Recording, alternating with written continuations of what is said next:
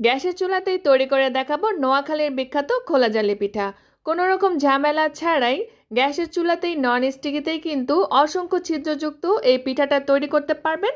আর এই পিঠাটা কিন্তু অনেক সফট হয়। গরুর মাংস অথবা যে কোনো মাংসের সাথে কিন্তু সকালের অথবা বিকালের নাস্তা হিসেবে সার্ভ করতে পারেন। আসসালামু আলাইকুম ভিউয়ার্স, ওয়েলকাম করছি আমার চ্যানেলের নতুন আরও একটি এপিসোড দেখার জন্য। খোলাজালি পিঠা তৈরির জন্য প্রথমেই একটি পাত্রে আমি একটি নর্মাল টেম্পারেচারের ডিম খুব ভালো মতো ফেটে তারপরে একপাশে রেখে দেব।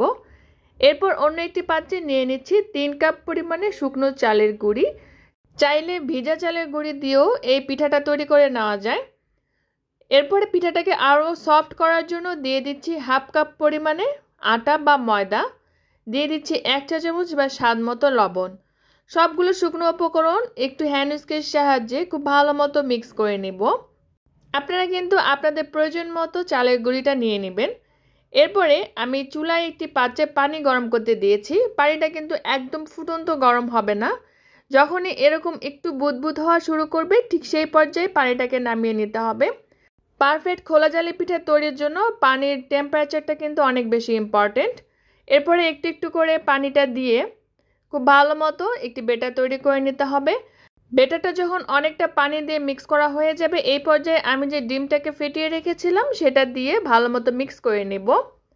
ডিমটা যদি প্রথমে চালের গুঁড়ির সাথে অ্যাড করা হয় তাহলে চালের গুঁড়িটা অনেকটা দোলা পেকে যায়, তাই মিডিল পর্যায়ে মানে মাঝখানে কিছুটা পানি দিয়ে আগে চালের গুঁড়িটাকে মিক্স করে তারপরে ডিমটা দিয়ে তারপরে আবারও পানি দিয়ে পাতলা একটি বেটার তৈরি করতে হবে। এই বেটারটা কিন্তু খুব বেশি ঘন করা যাবে না, একদম পাতলা একটা কনসিস্টেন্সি থাকবে। এখানে আরও কিছুটা পানি অ্যাড করে আমি বেটারটাকে আরও পাতলা করে নিব। পানির কিন্তু এখানে নির্দিষ্ট কোনো পরিমাপ নেই, আপনাদের কিন্তু আন্দাজ করে এটা করে নিতে হবে।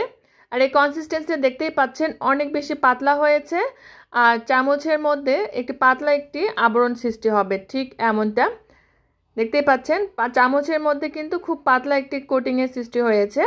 ঠিক এই পর্যায়ে বেটারটি আমার রেডি হয়ে গিয়েছে। আমি 10 মিনিটের জন্য ঢাকনা দিয়ে ঢেকে একটু রেস্টে রেখে দেব।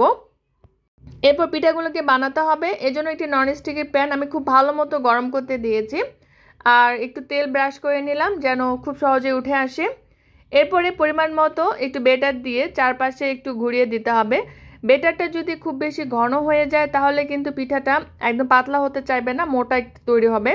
তাই বেটারটা অবশ্যই পাতলা করে তৈরি করে নিতে হবে। আর এটা ঢাকনা দিয়ে ঢেকে রাখার কোনো প্রয়োজন নেই, মাত্র 40 থেকে 50 সেকেন্ডের মতো সময় লাগে পিঠাটা হতে।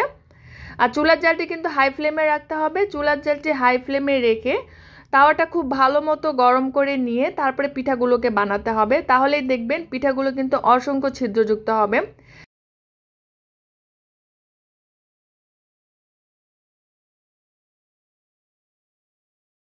চুলার জালটি যদি কমিয়ে রাখেন তাহলে কিন্তু এই ছিদ্রগুলো তৈরি হবে না। তাই ছিদ্রগুলো তৈরি হওয়ার জন্য চুলার জালটি অবশ্যই হাই ফ্লেমে আর তাওয়াটা খুব ভালো মতো গরম করে নিয়ে পিঠাগুলো তৈরি করে নিতে হবে, তাহলেই প্রত্যেকটা পিঠা একদমই পারফেক্ট হবে। কোনো রকম ঝামেলা ছাড়াই কিন্তু অসংখ্য ছিদ্রযুক্ত এই খোলাজালি পিঠাটা খুব সহজেই তৈরি করে নিতে পারবেন নন স্টিকের প্যানে। এরপর যখনই ইচ্ছা হবে পিঠাগুলো তৈরি করে যে কোনো মাংসের সাথেই কিন্তু সার্ভ করতে পারেন। সকালের নাস্তা হিসেবে অথবা বিকেলের স্ন্যাক্সে কিন্তু এই পিঠাটা একদম জমে যায়। আর দেখতেই পাচ্ছেন পিঠাগুলো কিন্তু একদম অসংখ্য ছিদ্রযুক্ত হয়েছে, সেই সাথে অনেক বেশি সফট হয়েছে। স্পেশালি গরুর মাংসের ঝোল দিয়ে এই পিঠাটা খেতে আমার কাছে অনেক বেশি ভালো লাগে। আশা করছি আজকের আমার এই খোলাজালি পিঠার রেসিপিটিও আপনাদের কাছে ভালো লেগেছে। ভালো লাগলে প্লিজ ভিডিওটিতে একটি লাইক করবেন, কমেন্ট করবেন, সেই সাথে আমার চ্যানেলের সঙ্গেই থাকবেন। সবাই খুব বেশি ভালো থাকবেন। বিদায় নিচ্ছি। আল্লাহ হাফেজ।